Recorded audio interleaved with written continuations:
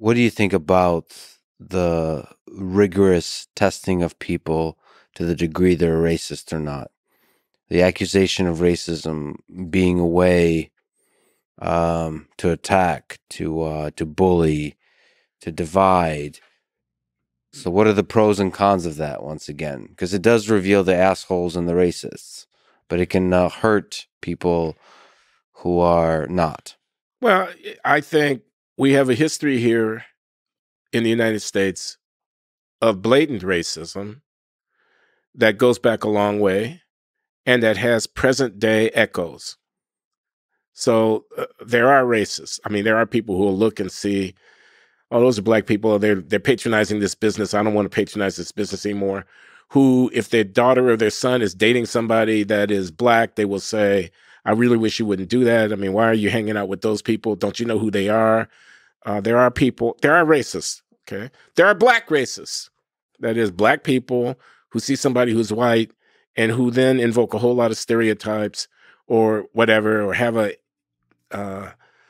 visceral dislike based upon nothing other than the color of the person's skin. Such people exist. Racism is a real thing, etc. On the other hand, I think this throwing around, the accusation of racism, a college professor is teaching a course. He says, in the context of teaching the course, that the underrepresentation of blacks in physics program at this university is because they score lower on the test than other groups, and they're not qualified. So say the professor gives a lecture, and he says, we don't have more blacks in the physics department at this university because there are not enough qualified blacks. Somebody in the classroom who hears that, a black student, objects. He's a racist. Okay. That's a power move. It's a move to try to control the conversation. It's not an argument. It's an epithet. You've said that a person who has a particular idea that you don't like, maybe that idea is, I'm against affirmative action. I think it's unfair. I was just with Dorian Abbott. Dorian Abbott is a scientist at the University of Chicago who published a piece in Newsweek magazine in which he said that he thought affirmative action and racial balancing was unethical. He was invited to give a lecture at MIT, a very distinguished lecture in his field based on planetary science. I don't know exactly what it is. I'm not a scientist. But in any case, because he had said that he didn't like affirmative action and he thought affirmative action was racist. That's basically what he said. Why are we looking at people based upon their race and decide we should just do it on their merit? That was his position. Now, people are protesting at the university where he was invited, MIT, saying that he's a racist because he had that opinion. He gets disinvited.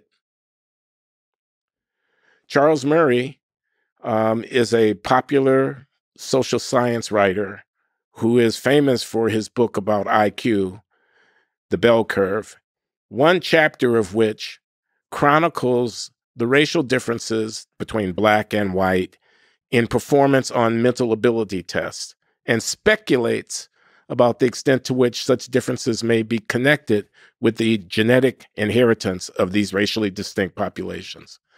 Now, he could be wrong about everything that he's saying. The Southern Poverty Law Center calls him a white supremacist because he observes that there are racial differences in measured intellectual ability amongst Americans of different racial descent. He could be wrong. Let me stipulate that he is wrong. I mean, I don't want to argue about whether he's right or about whether he's wrong. He's addressing himself to a factual issue. And now the issue becomes, instead of grappling with the factual questions at hand and demonstrating his rightness or wrongness about those questions, the issue becomes his character. He's a racist. That's, in my mind, a lot like calling him a witch. The use of that word now, I think, has parallels to accusing people of witchcraft because they have views about substantive questions that bear on racial inequality or racial difference that a person finds unacceptable or that a person disagrees with. And you think you can shut somebody up. Crime in the cities of Chicago, St. Louis, Baltimore, Philadelphia, Washington, D.C. is out of control, some person might say. Murder rate is high. Who's committing those crimes? They're mostly Black young men who are doing the carjackings and who are doing the shootings. They're killing each other. They're making our city unlivable. Now, that's a hypothetical statement that I offer. It might be correct. It might be incorrect. It might be appropriate. It might be inappropriate. It may be true, but something that we would be better off if people didn't focus on. I don't know. Responding to someone making that statement, have you seen what has happened to my city? It used to be that you could go to North Michigan Avenue and you could find one after another high-end shop. This is in Chicago, my hometown. And tourists would come and they'd go to the theater and there were restaurants and they'd go out. They don't do it anymore. You know what? Half of those stores are boarded up now. You know why? Because when George Floyd was killed, Black people mobbed in the city and they burnt and they rioted and they looted, and it hasn't been the same ever since. And I'm moving to the suburbs. I'll be damned if I'm going to send my children to those schools. A person could say that. They might be right. They might be wrong to say it. Calling them a racist is exactly not a rebuttal of what they said. It's a move. It's a move to try to take control of the conversation by accusing someone of having bad character because they said something that made you uncomfortable, which you can't deal with. So you think you can shut them up by calling them a racist. You might as well be calling them a witch. You might as well be calling for their head on a platter because they believe that Satan is Lord, because that's the kind of, quote, argument, close quote, which is precisely not an argument, that people who invoke that term are using. And here's what I have to say about that. It's a fool's errand to try to refute somebody by calling them a witch. Likewise, it's a fool's errand to try to rebut the contrary forces in American politics that are a reaction often to real things that are going on the ground in Black communities in the cities across this country by calling people a racist. You may shut them up, but you won't change their minds. And you know what? At the end of the day, they're going to go to the ballot box and they're going to vote. They're going to pick up their store and they're going to move it to the other side of town or to another town altogether. They're going to keep their children away from places where they think the influences are harmful to those children. They may not even talk about it in public. You can believe that in private that they're talking about it with each other. You had better find a more effective way of dealing with the conflicts in this country that fall along racial fault lines than calling people witches, which is what this, anti-racist, you're a racist because you think that the out-of-wedlock birth rate amongst Black Americans is 7 babies out of 10 are born to a woman without a husband. Their families are falling apart. Now, no one says that in public because they'd be called a racist if they said it in public. But as a matter of fact, the families are falling apart. You didn't change that in the least by telling people to shut up about it. Daniel Patrick Moynihan is called a racist in the 1960s, the late New York senator who was a federal employee and an intellectual writing reports, and he writes a report about the Negro family, he called it in those years. If I use the word Negro now, they're going to call me a racist if I'm a white person. I can't even use the word Negro, which is a historically legitimate reference to the descendants of the slaves, enslaved people, which we were, as Black Americans, proud to use until yesterday. So all of this linguistic policing is a sign of weakness. It's false Black power. People will cede you the ground. Okay, you don't want me to use that word? I won't use that word anymore. Okay, you don't want me to talk about that in public? All right, I won't talk about it in public anymore. I don't want to be called a racist? Okay, so I won't express my opinion. You haven't changed anybody's mind. So... And you've also mentioned that for that, you haven't changed anybody's mind, but also for things like in universities and institutions, there's diversity, inclusion, and equity kind of meetings and education and so on. And I believe I read somewhere, I've been I'm like I mentioned to you offline, big fan of your Glenn show. People should listen to it. It's amazing. There's also just interviews of you that I've listened to. I believe you mentioned somewhere that even those kinds of meetings, people might sit through and nod along, but that doesn't necessarily mean that's making progress. That they may actually be bottling up a frustration. That's the fear is that that's going to result in a pendulum sort of push back towards this idea of forced appreciation, like forced anti-racism kind of thing. I talk about this often in my podcast. That's the Glenn Show. You can find the Glenn Show, my YouTube channel, and also at Substack. Yeah, you have a great Substack. You and your friend do Q&As and all that kind of stuff on Patreon. Yeah. So so people should definitely follow you. It's a Check brilliant us conversation. out. But yeah, I mean, one concern is that the policing of the superficial policing, this is a part of political correctness, the insistence that you only use certain words, that you only talk in a certain way, is a phony kind of power because it doesn't actually persuade people about the issues that are at hand. Instead, it forces them underground in their talk about these issues, and that's problematic. Much better that we have overt and explicit and honest disagreement, to the extent that there are disagreement about things that are going on, than that we have a superficial kind of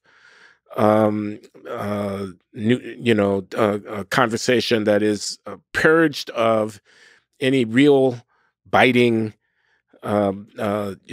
discomforting confrontation with the realities of the situation at hand. And for Black Americans, I think one big part of the reality of the situation at hand is violent crime. Violent crime. A police officer is afraid when he stops a car because it's an 18-year-old driving the vehicle. He's got dreadlocks. He's a Black person. The car doesn't have the right license plate. He's afraid to deal with that person. And one of the reasons he's afraid to deal with them is because a few who look like him are behaving violently. Their violence is usually perpetrated against others who look like themselves, but not always. And that reality doesn't get changed by, telling a newspaper writer who writes about it that they are a racist, or enforcing within a newsroom.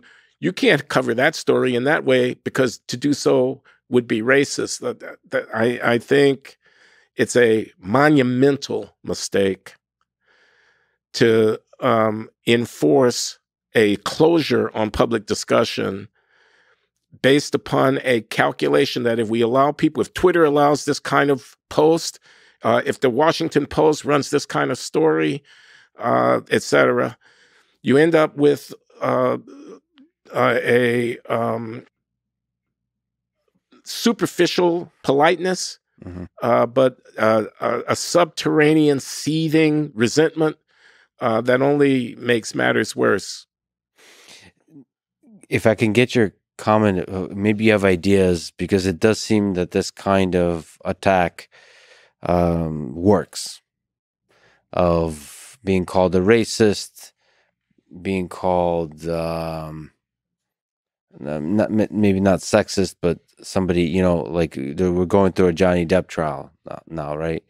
It's a defamation trial, and the reason it's a defamation trial is because all it took is a single accusation of Johnny Depp being somebody who sexually and physically abused Amber Heard, and all it took is just a single article. No proof was given except the accusation itself, and the world believed it. So it's effective. So how do you fight back if it's so damn effective that you can just call anybody racist and it works? It's hard to wash off. You're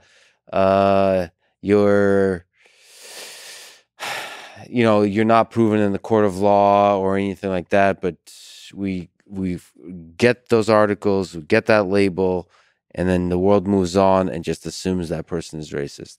So how do you have any ideas how to fight back? No, I don't, frankly. Just highlighting Roseanne Barr, who made the statement about Valerie Jarrett. she made some kind of ape-like reference to the Yes. whatever, and her show got canceled, and she's a racist. So first of all, pointing it out, I suppose, is one of the most powerful things. That the hypocrisy of it, the You say it works. I guess you're right. It used to be that calling someone a communist yeah, worked. I mean, going back to the late 40s, early 50s, Red Scare, McCarthyism, and whatnot. And the person might have belonged to a club that was pro-Soviet Union in the 1930s when they were in college. They might have voted for the socialist candidate Henry Wallace in the presidential election of 1948. They might belong to the Communist Party. They might think Karl Marx was right about a whole lot of stuff about capitalism and whatnot. And they got called a communist or a Marxist, and it could have ruined their career, could have ruined their lives. You know, and a lot of people shut up about it, and it went on for a long time. And in a way, it kind of still is going on. I mean, you call somebody a Marxist, and if you can make that stick, they're certainly not going to get elected president of the United States. But I don't know about this. I think, you know, I once read this book by a German political scientist called Elisabeth Neumann. That was the writer's name, Elisabeth Neumann. The book was called The Spiral of Silence. Mm. And the argument was there can be some views, some issues in society that get defined in such a way that it's inappropriate to hold those views. And as a result, people who don't want to be shamed, who don't want to be ostracized, don't express those views. And when they don't express them, anybody holding the view, because they don't hear it said by others, think that they're the only one or one of the few who hold the view. And so they don't want to be the only one out there saying something. So they keep it to themselves. So now this view, this attitude in society could be held by a large number of people. But because of the fear that if they were to express it, they'd be ostracized, no one says it. And since no one is saying it, the others who hold the view don't know that they're not alone, that they are not the only ones who hold the view. And hence they keep silent. That could be an equilibrium. It could be a relatively stable situation in which the emperor has no clothes. Everybody can see that this dude is naked. Okay. But everybody thinks that, you know, I don't want to be the only one to say it. And so we all kind of collaborate in this charade of keeping the view to ourselves. Then along comes an event that somebody decides to defy the consensus and to speak out. It could be a little kid who, in the story about the emperor has no clothes, doesn't realize that he's not supposed to say that the emperor is naked. The thing about the kid in the story who says that the emperor is naked is not that he's saying it. It's not even that other people hear him saying it. It's that everybody knows that everybody else heard him say it. Mm-hmm. Okay? The kid who speaks out and says the emperor has no clothes creates a circumstance in which it's common knowledge that the emperor has no clothes. Now, common knowledge does not just mean knowledge. It does not even mean widespread knowledge. It means comprehensive knowledge of other person's knowledge of the thing. Okay? So the spiral of silence is an equilibrium that is susceptible to being undermined by a process of a kind of cumulative process, a snowballing process of revelation that you're not the only one who thinks this way. Okay? It's fascinating to think that there's an ocean of common knowledge that we're waiting for the little kid to wake us up to, different little parts of it. That's correct. And the little kid, by the way, could be somebody like Donald Trump, only more effective than Donald Trump. Somebody who is smarter than Donald Trump. Somebody who is shrewder than Donald Trump. Somebody who figures out that when Colin Kaepernick takes a knee at a football game and says, I'm not going to stand for this pledge of allegiance, that a vast number of people are very unhappy about that. Somebody who understands that when a Black Lives Matter activist stands up with his bald fist and says, "Burn this bitch down," about a city in the United States of America, that a lot of people are upset about that, a lot of them. A person, a shrewd politician, a shrewd manager of public image could build on and create a circumstance in which more and more people will feel safe to express that view. And the more who express it, the safer those who have yet to express it but who hold it will feel in expressing it. And to the extent that the view is very widespread but is kept under wraps, an explosion could happen. And you could look up tomorrow and have a very different country than you had today, because the conspiracy of silence, the spiral of silence, ends up getting unraveled by somebody who steps out away from the consensus, dares to take the slings and arrows of exposing themselves as a naysayer, but taps into a sentiment that's very widespread. And I fear that with respect to many racial issues, this is the situation that we actually confront, that it could unravel in a very ugly way.